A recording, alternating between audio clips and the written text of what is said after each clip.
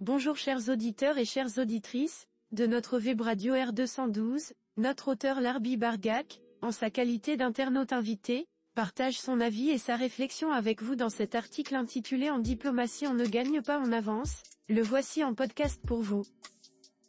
Larbi Bargak ouvre son propos en affirmant que la question du Sahara marocain vient de franchir une étape importante vers sa solution finale, 70 ans après les premières revendications et l'engagement de négociations autour du processus d'indépendance du Maroc.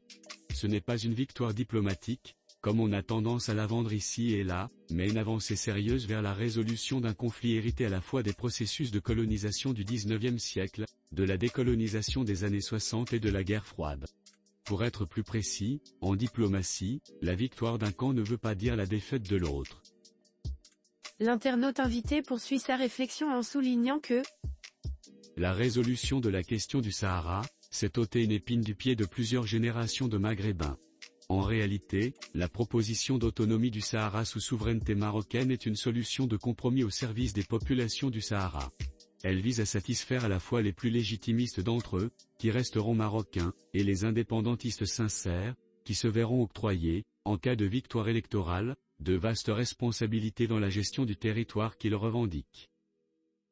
Larbi Bargak approfondit sa réflexion en précisant que le Maroc, dans sa quête de parachèvement de son intégrité territoriale, ne vise pas les richesses du Sahara ainsi. Le Maroc, dans sa quête de parachèvement de son intégrité territoriale, ne vise pas les richesses du Sahara, qui permettent depuis 50 ans à cette région de prospérer à un rythme souvent supérieur à celui du reste du pays. Ce n'est pas le cas de ceux qui veulent créer un État vassal et profiter d'une ouverture vers l'Atlantique. Les autres propositions sur la table ne sont pas viables. Celle du référendum a été torpillée dès le début avec la création d'un État fictif, entièrement financé par le régime algérien. Une création en contradiction totale avec le principe, dont il se revendique toute honte but, de l'autodétermination des peuples. L'ARA dispose d'un gouvernement, d'ambassades, d'une armée et surtout d'une police, mais en revanche ni de PIB, ni de territoire. Le simulacre de territoire sur lequel sont enfermés 170 000 Sahraouis, un chiffre qu'il faut prendre avec des pincettes, l'Algérie ayant refusé leur recensement, c'est la région de Tindouf, en territoire algérien. L'internaute invité enrichit son analyse en soulignant que celle du partage relève de la même acrobatie intellectuelle, celle de l'abandon du principe de référendum. Cet étendard est juste utile pour mobiliser une partie de la gauche européenne, peu regardante et nostalgique des années hippies.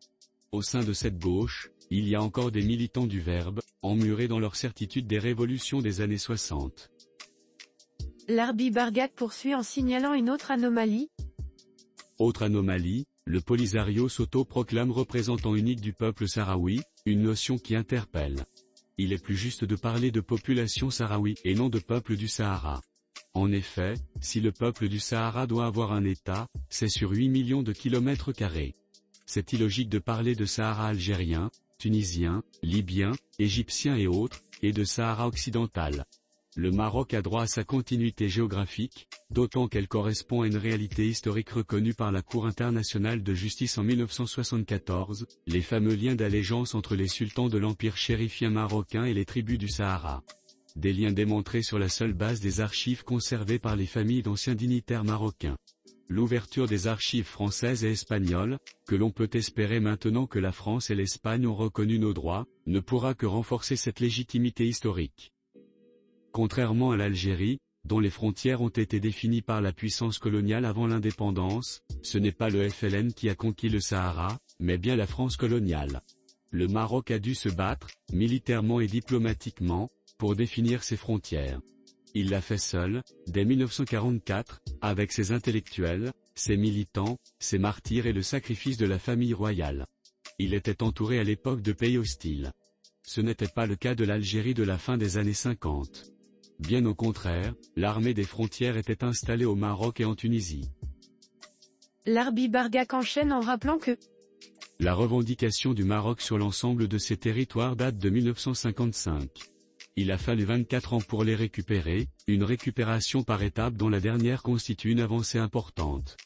Pour rappel, le Maroc a récupéré, après l'annulation des accords de protectorat, Tarfaya et sa région en 1958, Sidi Ifni en 1969, les deux dans le cadre d'un accord avec l'Espagne et sans exigence de référendum d'autodétermination, Sakia El Amra en 1976, suite à un accord tripartite avec l'Espagne et la Mauritanie, un accord dénoncé par la suite par la Mauritanie, suite à un coup d'État, ce qui a ouvert la voie à la récupération d'Oued et Dahab en 1979.